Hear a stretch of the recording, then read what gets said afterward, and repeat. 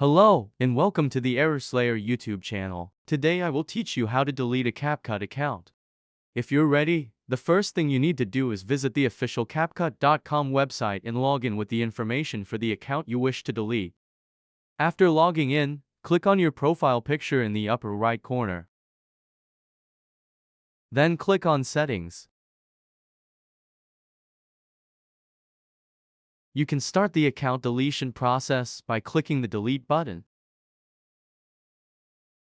If you also encounter this error, don't worry, the solution is very simple. Click the Spaces tab in the left menu.